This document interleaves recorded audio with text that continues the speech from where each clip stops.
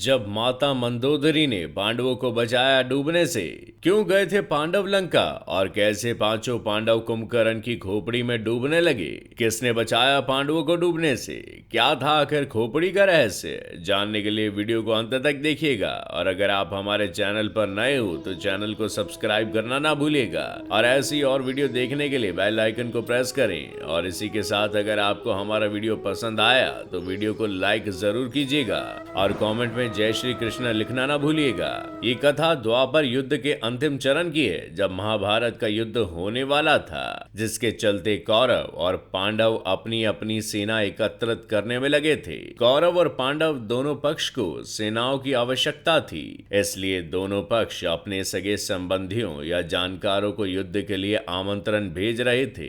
एक दिन पांडव अपनी माता कुंती के पास गए, जहां उन्होंने चिंतित होते हुए कहा कि माता, ये युद्ध हम कैसे जीतेंगे, क्योंकि कौरवों के पास सेना की तादाद ज्यादा है। तभी माता कुंती पांडवों को सेना के लिए दक्षिण दिशा में जाने की बात कहती है, जहां पर मौजूद थी लंका। पांचों पांडव माता कुंती से आज्ञा लेकर लंका के लिए निकल पड़े और रास्तों में उन्होंने भगवान शिव के दर्शन किए। लंका तक जाने का इकलौता मार्ग था राम सेतु, जो कि उस समय टूटा हुआ था, इसलिए लंका जाने के लिए उस क्षेत्र के लोग राम सेतु की मरम्मत किया करते थे। उसी सेतु के माध्यम से पांडव लंका पहुंचे। तब वहां पर उन्होंने पहुंचकर माता मंदोदरी से भेंट की। माता मंदोदरी से मिलते ही पांडवों ने माता मंदोदरी को प्रणाम किया और कहा कि आर्यव्रत में अधर्म फैल चुका है, जिसके चलते हमें अपने सगे संबंधियों के साथ एक विशाल युद्ध में कूदना पड़ रहा है, जो धर्म और अधर्म की डोर को समेटे हुआ है। हम अपनी माता कुंती के आदेश से ही यहाँ आए हैं और आपसे चाहते हैं कि आप अपनी विशाल सेना से महाभारत के युद्ध में हमारा समर्थन करें। तब मंदोदरी ने कहा कि लंका के राजा रावण पहले ही स्वर्ग सिधार चुके हैं। स्वर्ग और इंद्र को जीतने वाला मेरा पुत्र मेघनाद भी पहले ही वीर गति को प्राप्त हो चुका है। वही मेरे देवर विभीषण पहले ही खुद को भगवान को समर्पित कर चुके हैं, इसलिए हम आपकी ज्यादा सहायता नहीं कर सकते, लेकिन हाँ, लंका के कुछ सैनिक जरूर आपको दे सकते हैं। लंका की सेना का साथ सुनकर युधिष्ठिर को खुशी हुई। वही रात होने की वजह से पांडवों ने लंका में ही निवास किया। सुबह मंदोदरी ने पांचों पांडवों को स्नान के लिए भेजा।